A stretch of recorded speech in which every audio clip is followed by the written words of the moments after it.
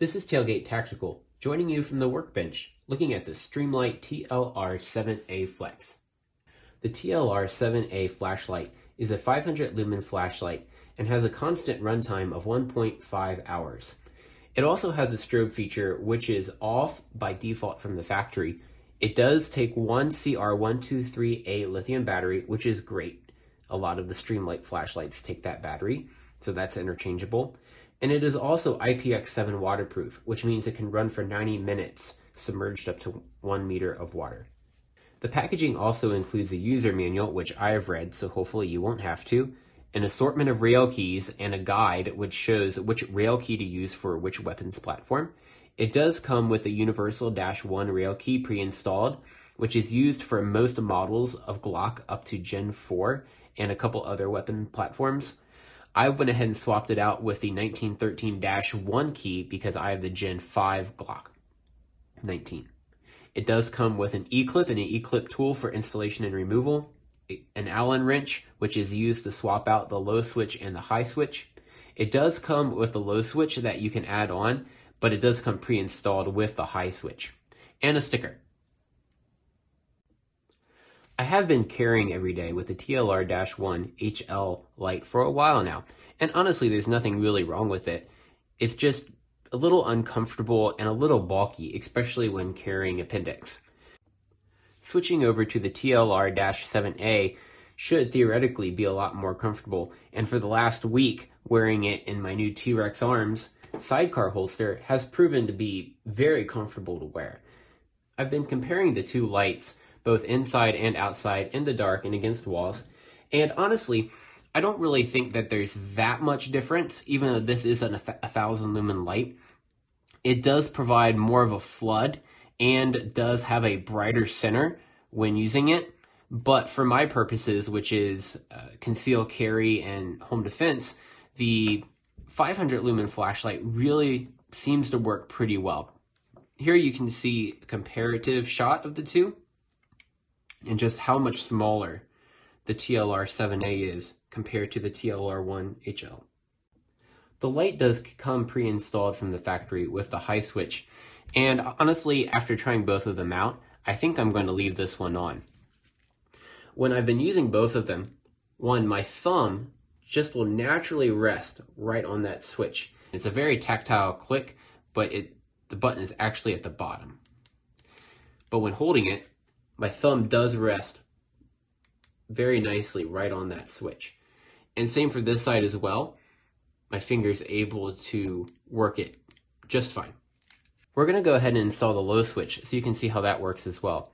I'm gonna use my handy dandy tool to take it off. George Washington, it's a quarter. Now it does come with this Allen wrench that we can use to unloosen these 3 bolts and then swap the switch out. But I love my fix-it sticks, and I'm just going to use these, and this should just take a matter of seconds to uninstall all 3 of these screws. Now when you uninstall it, you want to be very careful.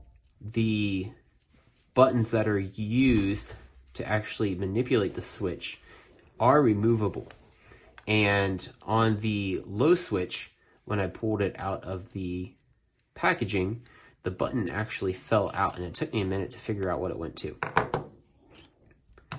You can see the little buttons, the little round buttons right there. Those will actually come out, so make sure you don't lose those. Just for demonstration, we're going to use this bottom screw. And insert that into the low switch.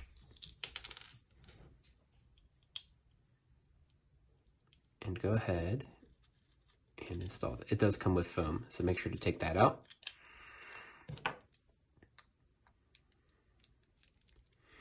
And we're just going to put the 1 screw in just so we can see how it operates.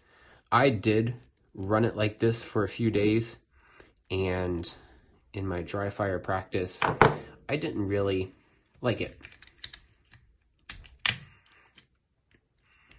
I'm not even going to tighten that on there. We're just going to see how it works.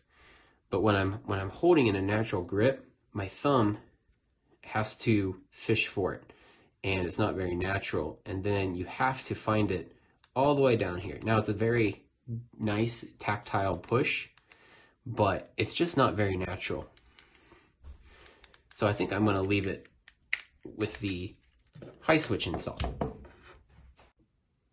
I went ahead and reinstalled the high switch since that's what I'm going to be using. From the factory, these Allen screws were only hand tight, so I just hand tight them again. They weren't at a specific torque or anything like that. So a few features of the light itself that I really like. Compared to the TLR1 HL, this is how you would have to install the battery. And it takes two of the CR123As, but to install the batteries, you actually have to take the light off of the weapon, which was kind of annoying. Thankfully, it's easy to take on and off. What I really like about the 7A is you simply unscrew the lens cap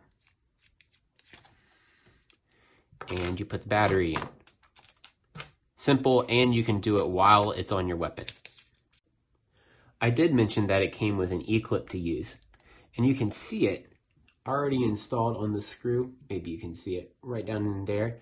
You want to go ahead and install that before you put it on your weapon because it's pretty much impossible to do.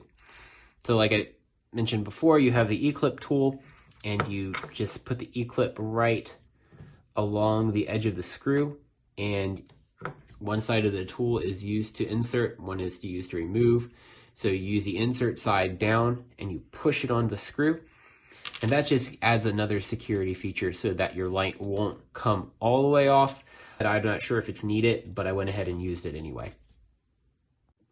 Installing different rail keys is fairly simple too. In order to do that, you have to take this screw all the way out, and then this rail key right here, you can see for the Glock Gen 5 Glock 19 is the 1913-1, and you just remove it, insert it, whichever one that you use, and then put the screw back in, and it's that simple. Now, as far as putting it on the weapon, again, super simple. With the right rail key installed, you just snap it on, and then I use a quarter to tighten it down. Now it does come with a safety feature. You can see right here, there's an arrow pointing to off and on.